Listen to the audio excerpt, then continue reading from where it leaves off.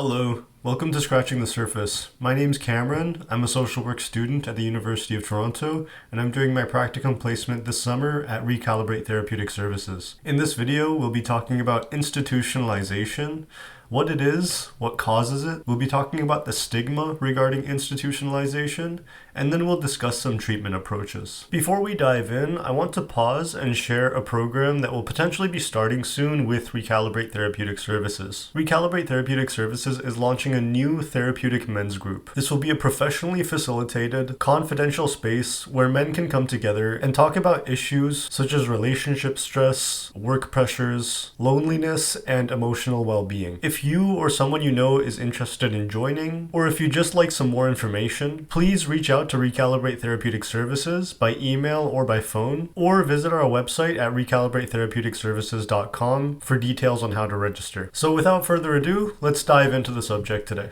So this is my presentation on institutionalization, the psychological impact of institutional dependency. So first we can start with a definition of institutionalization. When we hear the word institutionalization, our minds often immediately jump to prison. And while that is a massive part of the conversation, it is crucial to understand the broader definition first. At its most basic level, institutionalization refers to the placement of an individual in a residential institution. This happens for therapeutic or correctional purposes, or simply because a person is no longer able to live independently due to a physical or mental health condition. This isn't limited to just one type of facility. It includes prisons, of course, but it also includes psychiatric facilities, homeless shelters, orphanages, and long-term care homes for the elderly. These are called total institutions, places that control nearly every aspect of a person's life. But institutionalization is not just about where a person is sent. It's also about the process that happens to them while they're there. Over a long period of time, to survive the monotony, the strict rules, and the loss of autonomy, an individual gradually adapts to this institutional life. This adaptation is what's called institutional syndrome. It's the psychological shift where a person becomes passive, dependent on others to tell them what to do, and generally unsuited to make decisions for themselves. They basically lose that muscle of self-determination. So it's key to understand that institutionalization is both putting the person in an institution and the psychological conditioning that follows. It's the slow erosion of a person's ability to function properly outside of those walls. So, if institutionalization is the psychological adaptation to an enclosed environment, the next logical question is, what actually causes this to happen? It isn't just one single factor. It's a perfect storm of structural, behavioral, and relational forces that slowly reshape a person's identity. We can break it down into 4 key areas that are shown on the slide here. First, there's what we call the bricks and mortar of the institution itself. These are the physical characteristics designed to keep the residents in and the outside world out. Barbed wire, high concrete walls, and locked doors aren't just security measures. They are psychological barriers. They visually and physically reinforce the message that the resident is separated from society, and that their world is now confined to a small enclosed space. Second, there's the dynamic of paternalism between staff and residents in these institutions. Whether it's a correctional officer, a psychiatrist, or a nurse, the relationship is never equal. The staff member holds all the power. They make the rules, they decide the medications, and they grant or deny privileges. Over time, the resident learns that their own opinion doesn't matter. They start to defer to authority figures for even the smallest decisions. Third, we see the resident's own adaptive behavior. This is the survival mechanism that we touched on earlier. When the environment is rigid and threatening, the safest thing to do is to become invisible, to comply without question, and to stop expressing emotions or needs. This isn't a character flaw. It's a rational response to an irrational environment. And finally, there's routine and hyperregulation or enforced idleness. In many of these institutions, a person's entire day is scheduled down to the minute. When to wake up, when to eat, when to walk, when to sleep. In other cases, there are long hours of doing absolutely nothing. Both extremes, like overscheduling and total idleness, kill initiative. They slowly teach residents that their time is not their own and that their agency is irrelevant. These 4 forces work together every single day to break down a person's sense of self. And the longer a person is exposed to them, the more deeply ingrained that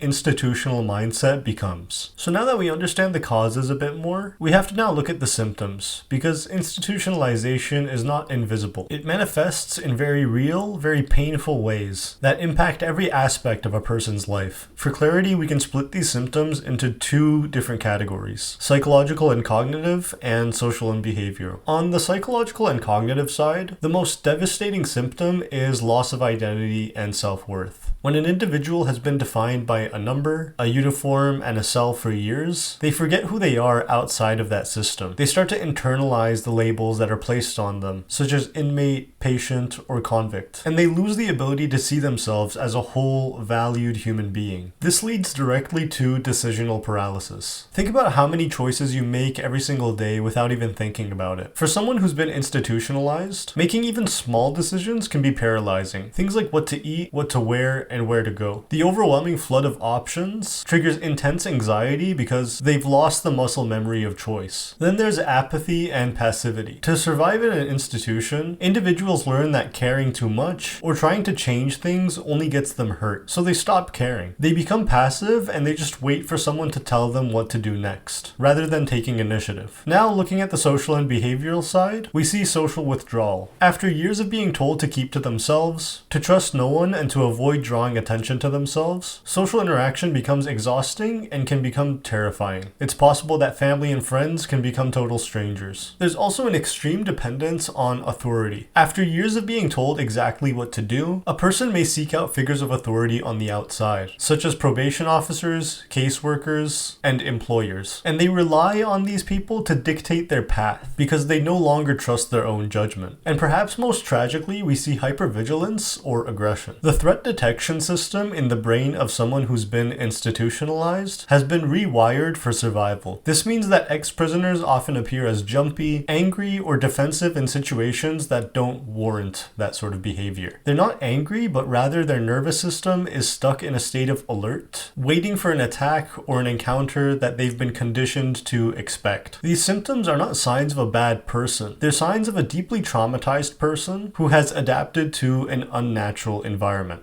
So now that we're moving into the co-occurring health conditions, it's important to realize that institutionalization does not just show up as symptoms in a person's behavior, but that it fundamentally affects a person's overall health. And the reality is that mental health conditions and physical health conditions rarely exist in isolation. They feed into each other, creating a cycle of suffering that is incredibly difficult to break. We'll start with the mental health conditions that are prevalent in this population. Major depressive disorder is extremely common. The hopelessness and loss of purpose that comes with long-term incarceration often spirals into clinical depression. Alongside this, we see high rates of anxiety and panic disorders. The constant fear of what happens next, both inside and outside the walls, keeps the nervous system in a chronic state of overdrive. Substance use disorders are also pervasive. Many individuals enter the prison system with addiction issues, and sadly, prisons are rarely equipped to provide effective long-term treatment. Even worse, the trauma of incarceration often exacerbates these struggles, and upon release, individuals may turn back to substances as a maladaptive coping strategy. We also cannot ignore PTSD. As mentioned earlier, prisons are inherently traumatic environments. Violence, isolation, and the constant threat of harm leave lasting psychological scars. And finally, we see elevated rates of personality disorders, often stemming from childhood trauma or as a direct result of adapting to the harsh realities of institutional life. But the story doesn't end with mental health. The physical health consequences are staggering. The sedentary lifestyle, poor nutrition, and chronic stress of prison life lead to higher rates of cardiovascular and respiratory diseases. Musculoskeletal pain is rampant, often from years of sleeping on hard bunks or performing manual labor without proper care. There are also alarming rates of obesity and diabetes, largely due to the highly processed, carbohydrate-heavy diets that are common in correctional institutions. institutions. And here's the critical point. These conditions don't exist separately. A person with chronic pain is more likely to be depressed. A person with PTSD is more likely to develop heart disease. When an individual is released, they're not just facing the psychological symptoms of institutionalization. They're carrying a heavy burden of co-occurring health conditions that make reintegration exponentially harder. And far too often, they leave the system without adequate medical health records, without medication, and without a plan to manage these chronic illnesses. Now we come to an important point. Even if an individual overcomes their psychological symptoms, even if they manage their co-occurring health conditions, there's still one powerful obstacle that remains, and that's stigma. Stigma is really the collection of negative stereotypes and assumptions that the public holds about people who have been institutionalized, and the damage that it causes is profound. First, let's be honest about what these stereotypes are. People who have been in prison are often seen as dangerous, unpredictable, or untrustworthy. People with disabilities are frequently seen as incapable of living independently or contributing to society, and children who grew up in orphanages or foster care are sometimes labeled as troubled, damaged, or beyond help. These stereotypes are not just hurtful words. They have devastating real-world consequences. We can look at the connection to the homelessness crisis as an example. When an ex-prisoner is released, they're already facing a housing shortage. Add to that the fact that many landlords refuse to rent to anyone with a criminal record. Employers are often reluctant to hire them. Family members may be too afraid or too ashamed to take them in. So where are they supposed to go? The stigma follows them like a shadow. It's in the job application that asks them if they've been convicted of a crime for which they have not received a pardon, and it's in the whispers of neighbors who see them moving into the area. And the cruelest part about stigma is that it becomes internalized. When society constantly sends implicit messages saying that they're dangerous or incapable or worthless, then they'll eventually start to believe it themselves. This is called internalized stigma, and it leads to self-fulfilled prophecies. A person may stop applying for jobs because they know they won't get hired. They may stop trying to reconnect with family because they know that they're unwanted. They may stop seeking housing because they know that nobody will rent to them or accept them. So stigma is not just a societal problem, it's a public health crisis. It's the reason so many ex-prisoners end up back in the system, or worse, on the streets. And breaking that cycle requires all of us to confront our own biases and to see the human being behind the label. So throughout the video so far, the details about institutionalization paints a grim picture. We've talked about the psychological conditioning, the co-occurring health conditions, and the crushing stigma. But we can't stop there. The question we have to ask at this point is, what can we do about it? The good news is that there's evidence-based treatment approaches that have been shown to be effective, even within the challenging environments of prisons and correctional facilities. We're going to look at 5 of them that are listed on the slide here. First, there's cognitive behavioral therapy, or CBT. A 2009 study by Zlotnick and their colleagues examined a specific CBT-based program called Seeking Safety delivered to incarcerated women with both PTSD and substance use disorders. This integrated approach tackled both trauma and addiction simultaneously, recognizing that one cannot be treated without addressing the other. It's present-focused and practical, helping individuals build coping skills for the here and now. And even though the study's demographics were incarcerated women, there exists ample research that supports CBT-based interventions for incarcerated men as well. Second, we have interpersonal psychotherapy, or IPT. Research by Johnson and their colleagues in 2019 demonstrated that IPT can significantly reduce PTSD symptoms in incarcerated populations by addressing the interpersonal conflicts, life transitions, and grief that are so common in this group. Interestingly, their research also found that IPT worked not just through social support, but through reducing hopelessness and depressive symptoms, the very feelings that keep people stuck in an institutionalized mindset. Third is psychosocial rehabilitation, and a 2012 study by Bassi and their colleagues highlighted the importance of engaging individuals in meaningful, challenging activities that would build skills and foster what they called an optimal experience or flow, which is essentially a state of deep concentration and positive engagement. This is about moving beyond just talking about the problems and actually building a life through vocational training, education, and community reintegration. Fourth, we have trauma-focused interventions, and a 2021 meta-analysis by Malik and their colleagues found that trauma processing therapies, particularly when delivered individually, can be effective in reducing PTSD symptoms in prison settings. This includes approaches like trauma-focused CBT and EMDR, treatments that directly address the root of the trauma rather than just managing the symptoms. programs. And finally, there's an emerging and exciting frontier in treatment for institutionalization, and that's VR therapy. A 2021 study by Novo and their colleagues explored the use of virtual reality assisted therapy for incarcerated violent offenders, finding that it was associated with meaningful changes in criminogenic needs, which are the factors that contribute to recidivism or reoffending. While this is still early research, VR offers the potential to create a safe and controlled environment where individuals can practice coping skills and confront triggers in ways that were never possible before. The key takeaway here is that recovery is possible. These approaches, whether they are talk therapies, skill building programs, or cutting edge technology, all share a common goal: to restore a person's sense of agency, self-worth, and connection to others. The evidence is growing, and with the right investment and implementation, we can begin to undo the damage of institutionalization.